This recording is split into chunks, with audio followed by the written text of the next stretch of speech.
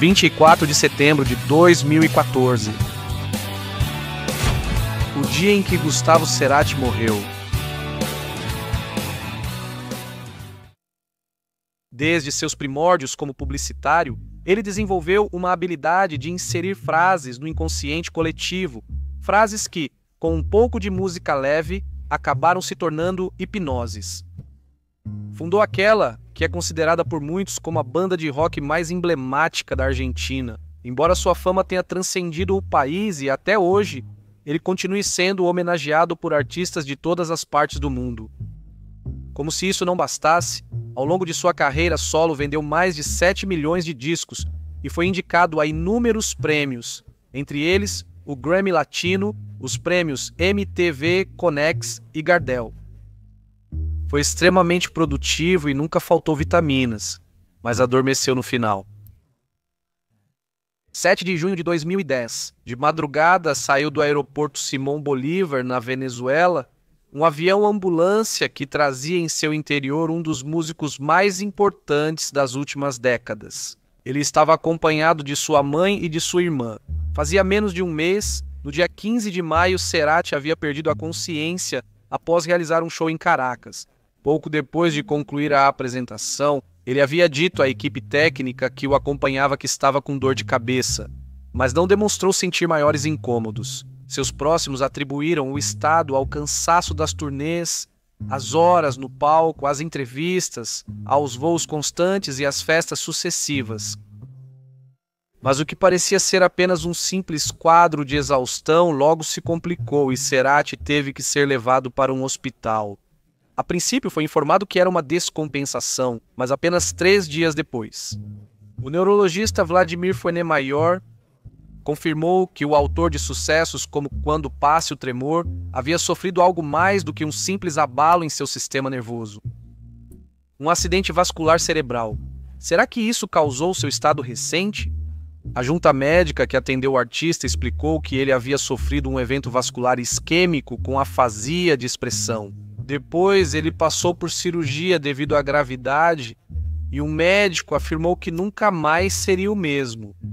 O que não desanimou os milhões de fãs que naquela altura acompanhavam o estado de saúde do seu ídolo. De jeito nenhum. Cerati sempre se reinventou durante sua carreira, nunca era o mesmo. Em 2006, a saúde já tinha cobrado seu preço, principalmente por causa do seu vício em tabaco, mas ele tinha saído bem dessa. Por que pensar que desta vez não seria assim? No dia 14 de junho, amigos próximos do cantor informaram que ele havia mexido os lábios e a cabeça ao ouvir suas próprias músicas. A esperança tomou conta de todos e uma nova transferência foi realizada. Na noite de 24 de outubro, às 22h50, Cerati foi internado na clínica Alcla. Durante sua estadia nessa clínica, o mesmo estado neurológico persistiu. A agonia estava apenas começando, mas se passaram 4 anos. No dia da cerimônia dos prêmios Gardel de 2014, o mundo recebeu uma notícia terrível. Cerati tinha partido definitivamente, não o veríamos voltar. Atenção, uma novidade de última hora que nos enche de muita dor. Morreu. Gustavo Cerati, após 5 anos em coma, faleceu hoje aos 55 anos. Muitos artistas não sabem o quanto fazem parte de nossas vidas e momentos íntimos. E com certeza muitos... Talvez minha geração esteja sinceramente agradecendo por algo importante para nós e que o músico talvez nunca soubesse. E hoje dói como se alguém tivesse ido embora, alguém da nossa família, da nossa vida.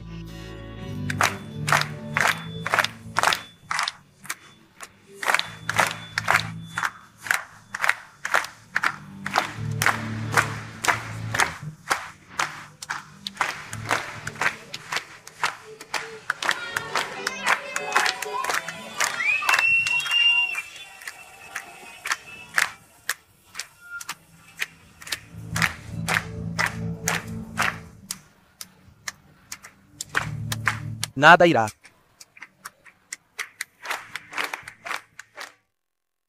Em 11 de agosto de 1959, no bairro Barracas, chegou à cidade da Fúria Gustavo Adrián Cerati. Era o filho mais velho do engenheiro e contador Juan José Cerati e da taquidatilógrafa Lilian Clark.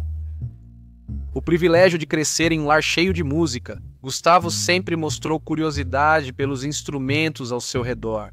Ele se destacou por sua sensibilidade na arte de se expressar com sons. Fez parte de um coral, tocava violão em reuniões de família e cantava em voz alta no seu quarto quando não havia ninguém em casa, imaginando estádios cheios que cedo ou tarde se tornariam realidade. Junto com seus colegas de classe, pegava cabos de vassoura e fingia ter uma guitarra sofisticada que encantava todos os ouvintes. Seus colegas entravam na brincadeira, talvez muitos deles já sentindo aquele magnetismo precoce que depois faria de Cerati uma superestrela. O plano de ter uma banda de rock aconteceu de forma natural. No colégio paroquial San Roque, Gustavo conheceu Sebastián e Alejandro, que se tornariam seus melhores amigos daquela época. Eles lhe deram o apelido de Melena e juntos compartilharam as tardes de fervor adolescente. Eles ouviam discos, eram assíduos em conversar sobre OVNIs e aparições paranormais e compartilhavam um amor precoce pelos cigarros que se acumulavam em cinzeiros improvisados, enquanto se aprofundavam cada vez mais em suas divagações, que iam desde a exaltação por um solo de bateria até se perguntarem se haveria vida em outros planetas. Após o fim do ensino médio, o destino de Cerati era claro, dedicar-se à música.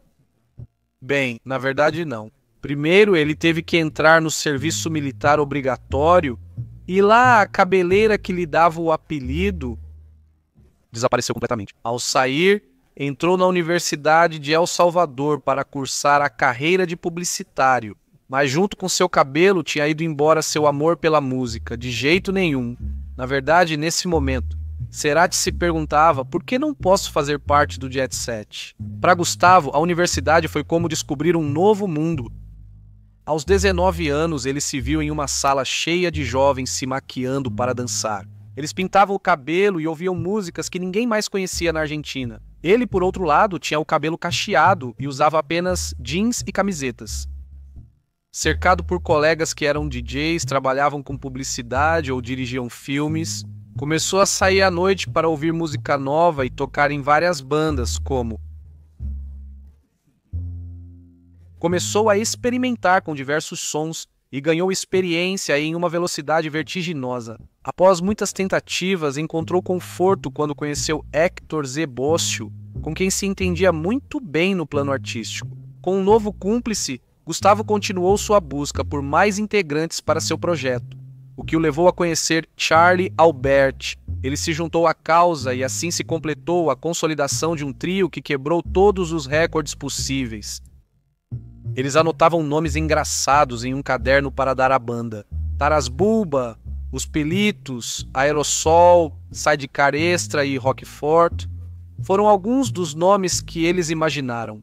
Finalmente, eles decidiram por os estereótipos, mas alguns ensaios depois se arrependeram por acharem o nome muito comum. Novamente começaram a juntar palavras e quando estavam prestes a desistir, veio a inspiração. Assim nascia tudo a estéreo e começava a lenda. Também é preciso considerar o papel de Carlos Alfonsín. Ele não tocava nenhum instrumento, mas fazia algo fundamental. Mostrava ao trio as novidades do mundo da música. Gustavo conheceu The Cure graças a ele, para você ter uma ideia. Assim, sempre impregnados pela novidade, eles começaram a fazer shows em diferentes bares, se destacando pela sua busca sonora particular. Testemunhas desses primeiros shows foram Sebastián, Alejandro, os amigos de infância de Cerati.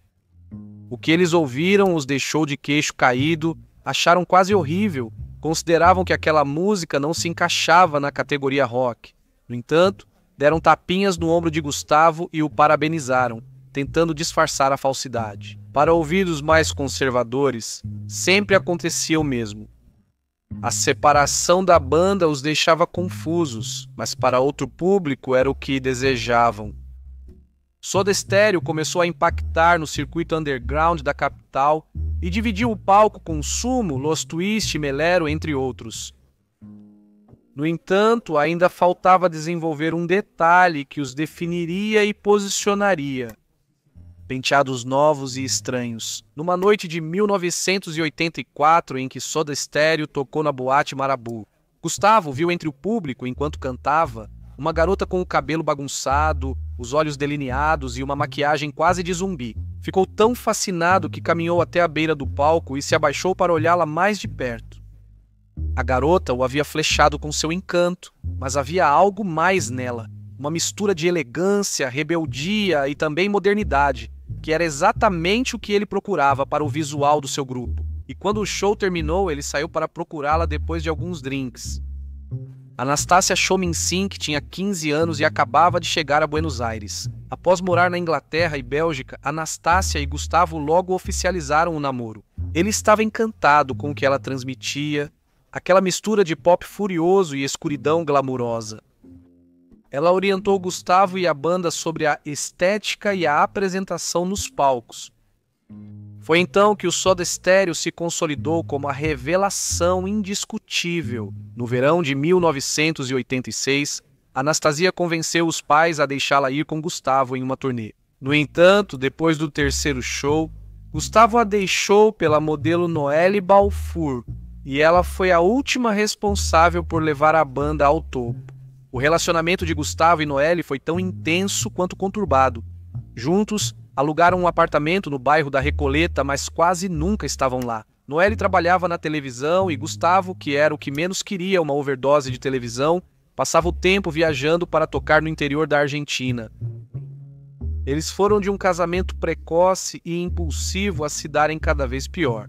Após uma forte discussão e depois de decidirem que já não podiam mais ficar juntos, a garota, alegando uma angústia sem igual, esvaziou o armário de remédios da casa, não deixou nenhum comprimido sem tomar. No dia seguinte, Cerati a levou ao hospital e logo ela melhorou. Depois foi embora do país. Alguns meses depois, em uma noite de insônia, cansado de sonhar 1000 vezes as mesmas coisas, tomado pela desilusão e inspirado pelo final trágico do relacionamento, Cerati escreveu no apartamento que eles haviam alugado para os dois as letras do disco Signos. Então, se a consagração foi questão de meses, o primeiro álbum da banda, o homônimo Soda Stereo, se caracterizou por ser um disco leve e divertido, onde Cerati mostrava seu humor ácido. A partir do segundo álbum, Nada Personal, a figura de Cerati como compositor ganhou destaque com o disco Signos. A crítica especializada não restou outra opção senão admitir que estavam diante da nova grande promessa.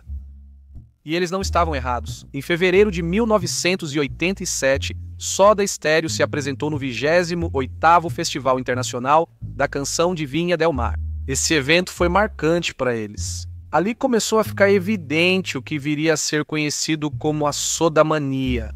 Uma multidão os recebeu aos gritos e depois os seguiu por todos os lados, até mesmo invadindo à força o hotel onde estavam hospedados. O grupo argentino Soda Stereo, juventude neste festival da canção. Desde antes da sua chegada, centenas de adolescentes esperam impacientes do lado de fora do Hotel O'Higgins, esperando que algum dos integrantes apareça na sacada. Esta tarde, eles deram uma coletiva de imprensa. Em seguida, o Telenoche conversou com eles, e estas foram as suas respostas. Até aquele momento, nenhuma banda de rock em espanhol havia alcançado esse furor. E isso foi apenas o começo. Os sucessos se seguiram, liderando as paradas e realizando turnês mundiais. Os prêmios continuaram a cercá-los. A cada disco que lançavam, a sensação de que ainda tinham muito a dizer só aumentava. Foram vanguardistas e lançaram tendências. Protagonizaram diversos gêneros e nunca se limitaram a um só estilo. Também foram o primeiro grupo musical latino-americano a usar o disco compacto. Conseguiram um recorde de datas consecutivas no Teatro Gran Rex. Foram a primeira banda de língua espanhola a fazer turnê na América Latina e a primeira ibero-americana a transmitir um show online. A banda vendeu mais de 25 milhões de cópias em todo o mundo. Em 4 de julho de 1994, a banda enfrentou uma situação delicada. Tobias, o filho mais novo de Zeta, faleceu em um acidente de trânsito, o que afetou pessoal e profissionalmente o integrante do grupo.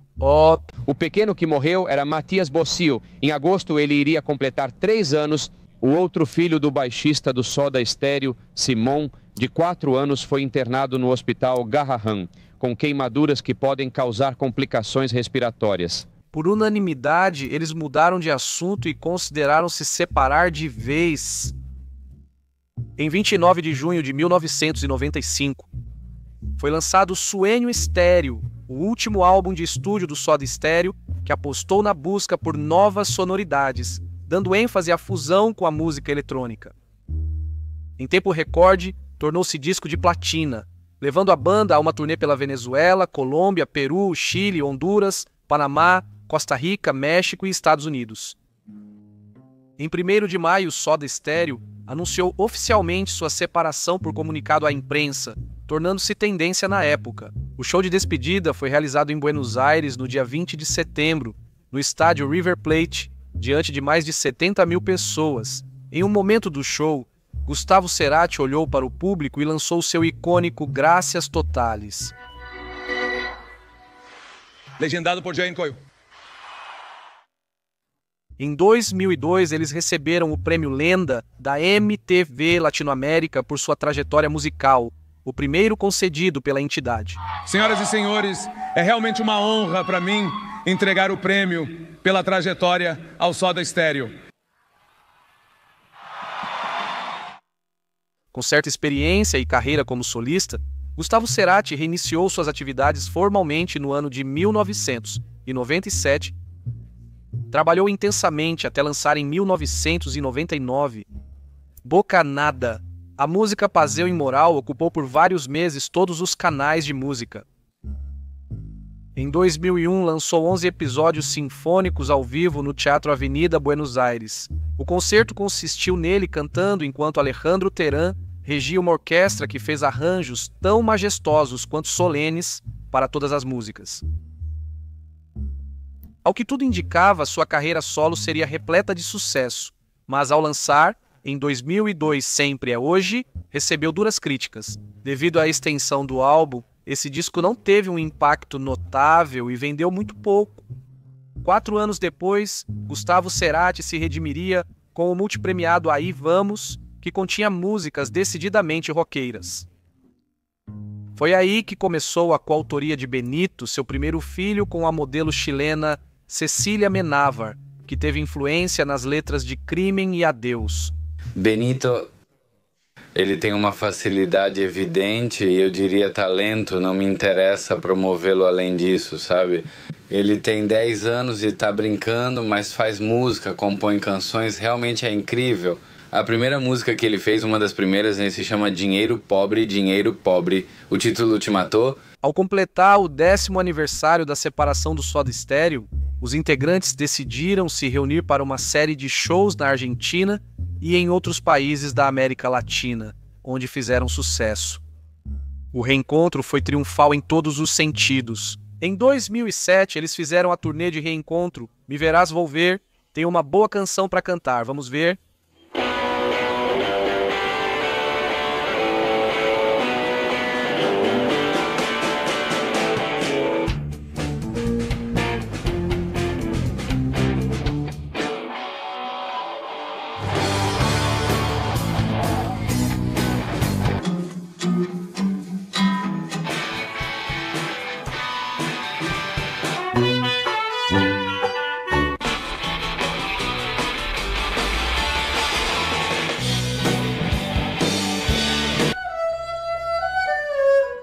Nada nos livra, nada resta, nos livra.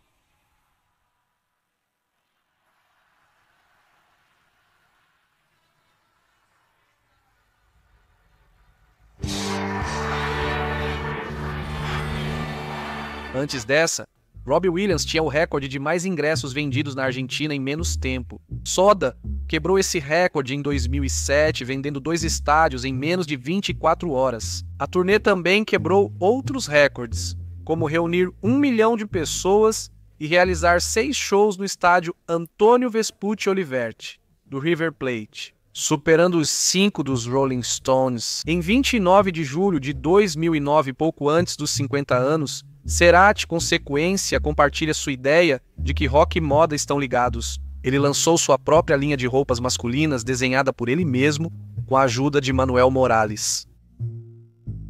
No dia 1º de setembro, ele lançou oficialmente seu 5º álbum solo, Fuerza Natural, apesar de as músicas terem vazado anteriormente no YouTube.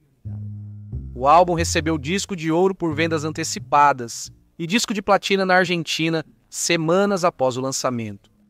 Liderou as vendas na Argentina, México, Colômbia, Peru e Chile e alcançou o 1º lugar entre os mais vendidos na loja latina do iTunes. Nos Estados Unidos, na primeira semana, ficou na 5ª posição dos 50 melhores discos de 2009 pela revista Rolling Stone.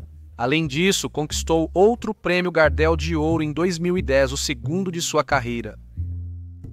No fim de 2010, ganhou mais 2 Grammys latinos, melhor álbum de rock e melhor design de capa.